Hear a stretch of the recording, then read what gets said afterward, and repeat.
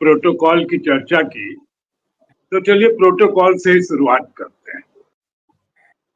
इंदिरा गांधी के समय का प्रोटोकॉल और इस वर्तमान समय का प्रोटोकॉल।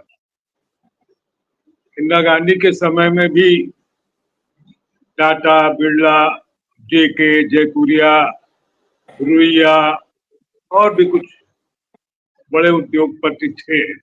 और बिरला तो आप जानते हैं स्वतंत्रता आंदोलन से चूंकि कांग्रेस से जुड़े रहे तो गांधी जी तक पर उनका प्रभाव। लेकिन उस समय जनता का हित सर्वोपरि होता था, उद्योगपति का हित सर्वोपरि नहीं होता। उस समय का प्रधानमंत्री तो छोड़ दीजिए, कोई मंत्री भी किसी उद्योगपति को लेकर के फ्रांस नहीं जाता था कि इनको ये विमान देना है। उस समय का कोई प्रधानमंत्री किसी भी उद्योगपति को, न टाटा को न बिरला को, और मेरी निश्चित जानकारी है क्योंकि मैं एक पॉलिटिकल फैमिली को बिलोंग करता हूं, अगर कोई फेवर की बात होती थी या बात करना जरूरी होती थी तो अगर उनकी बात 10 जनपद में जॉर्ज जोसेफ से हो जाती थी तो प्रसन्न हो जाते थे कि इंदिरा जी तक बात पहुंच गई जो हम चाहते थे। अब तो प्रोटोकॉल बदल गया है। अब तो हमारे प्रधानमंत्री जी ले जाते हैं अडानी जी को कि भाई ये है, अपना ही बच्चा है, इसको देना है। अब भाई दूसरा मुल्क क्या करे, भाई प्रधानमंत्री आया है और वो कह रहा हम इसीलिए आए हैं कि बच्चे को ये खिलौना पसंद है दे दो। तो चाहे वो ऑस्ट्रेलिया गए, चाहे श्रीलंका गए या और कहीं भी गए, मालदीव, जहां गए वो अपने बच्चों को लिए कुछ ना कुछ ले आए।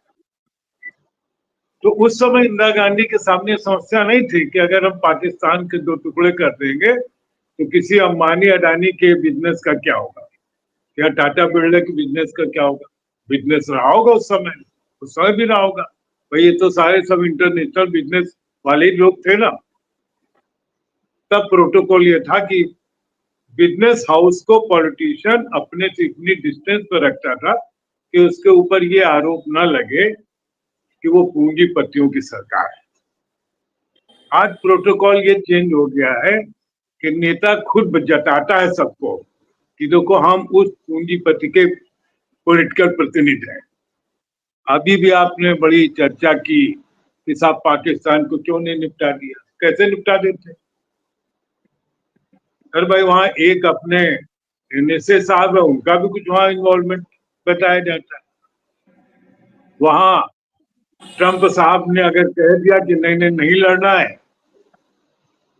और भाई अमेरिका का भी दबाव और चीन का भी दबाव। अभी तो परसों नरसों ही आप देंगे पूरा डिटेल, जो एयरपोर्ट में किस चीज का कोई एग्रीमेंट हुआ है VIP ट्रीटमेंट से संबंधित, और अडानी जी उसको कर रहे हैं। तो अडानी का अमेरिका में उनको छूट दिलानी है, जेल जाने से बचाना है, सिर्फ जुर्माना दे के चल जाए, और हम चाइना में जो बिजनेस चल रहा है उसको देख रहे। ये जो प्रोटोकॉल बदला और ये राजनीति का परसेप्शन बदला, राजनीति की कहानी लिखने वालों की जो नई कलम आई जिसमें खून नहीं स्याही से सिर्फ लिखा गया, उसमें ये सब होना है। हमको उससे बहुत परेशान नहीं होना चाहिए।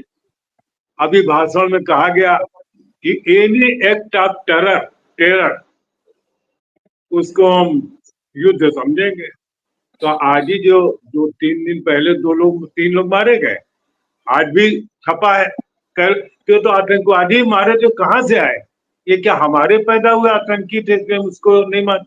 क्योंकि जो 4 ने पहलगाम में मारा 26 लोगों को, उनके बारे में तो हमने पाकिस्तान से कहा ही नहीं। क्या हमारी सरकार ने ये कहा कि भाई वो जो 5 या 4 थे उनको आप बताइए कहाँ, उनको हमें सपोर्ट कीजिए, हम युद्ध बंद कर देते हैं। तो उसकी तो उन्होंने बातें नहीं की। ये वैसे ही बात नहीं की जैसे पहलगाम वो पुलवामा में हुआ था, 40 हमारे लोग शहीद हुए थे, तो आज तक उसका कोई जिक्र नहीं हुआ कि कैसे वो विस्फोटक भरी कार वहां पहुंची थी और कौन लोग थे। जाहिर है सरकार को मालूम होगा, लेकिन कुछ मामला इधर उधर धंधे का गड़बड़ हो रहा होगा, तो उसकी चर्चा नहीं हुई। तो मेरा मानना ये जो परिवर्तन आया है वो इसलिए आया कि अब प्रो कारपोरेट हाउस से सरकार है, वो चीन को तो निपटा सकते, हमारी सेना सक्षम है। अरे हमारी सेना को आप चैलेंज दें, वो पाकिस्तान छोड़ चीन से भी निपटेगी। वो जमाना 1962 का गया जब हम नए नए स्वतंत्र हुए थे और पंडित जवाहरलाल नेहरू को हिंदी चीनी भाई भाई जो चावल लाई कहते थे उसके बहकावे में आ गए। आज चाइना इसीलिए नहीं लड़ता, वो दूसरी लड़ाई लड़ता है, वो आपके इलाकों के नाम बदले दे रहा है। अच्छा आप देखिए वही स्टाइल है, हमारे यहाँ देश में नाम बदले जाते हैं, वो वहां अरुणाचल में सब नाम बदले दे रहा है। हमारे उत्तर प्रदेश में न जाने कितने नाम बदल दिए गए, इलाहाबाद का नाम प्रयागराज कर दिया गया। वो जान रहा कि नाम की पॉलिटिक्स चल रही, तो अरुणाचल में उसने दर्जनों जगह के नाम बदल दिए। उसको मालूम है कि हम इनसे लड़ने में अब जरूरी नहीं कि हम जीत ही जाएंगे। आप सेना का आदेश देखिए चीन से भी लड़ेंगे, लेकिन फिर वही अडानी साहब। अभी आपने बता दिया, आपके भी सूत्र बड़ी दूर दूर तक रहते हैं कि वो अंबानी साहब वहां पहुंच रहे हैं कतर में, जहाँ कतर में राष्ट्रपति ट्रंप को 3,000-3,500 हजार का प्लेन गिफ्ट किया जाना है, और वो इन पर्सन दिया जाना है। जब वो राष्ट्रपति नहीं रहेंगे तब भी वो उनकी धरोहर होगा। वो प्रेसिडेंट ट्रंप को नहीं दिया जा रहा है, डोनाल्ड ट्रंप को दिया जा रहा है। वो जलवा है, और 3-4 दिन में कतर ही शायद लास्ट है उनका, आज 15, हाँ इसका जब लौटेंगे तो फिर वो। और अभी किसी ने कहा, मेरे ख्याल से साकेत साहब ने कहा या दिनेश कौर जी ने कहा कि हम किसी तरह बुला लेंगे।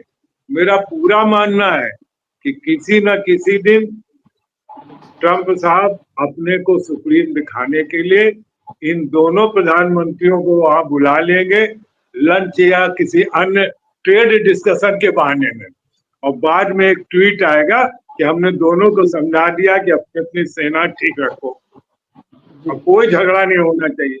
जैसे मोहल्ले का दादा कह देता है कि मैं चूंकि क्राइम रिपोर्टिंग मैंने बहुत अरसे तक की, तो दादा का यही स्टाइल होता है, मैंने उसको बुला के तुमको कह दिया कि अगर खबरदार अब किसी ने कोई बात समझ में आई तो ठीक नहीं होगा। ये हमारा मुल्क थोड़ी चल रहा है। हम एक प्राचीन काल के सिस्टम वाले देश में रह रहे हैं जहां हमारा जमीर और कुछ नहीं, हम बस कैसे मीर होंगे इस पर ध्यान दे रहा है। जी, 1-1 मिनट की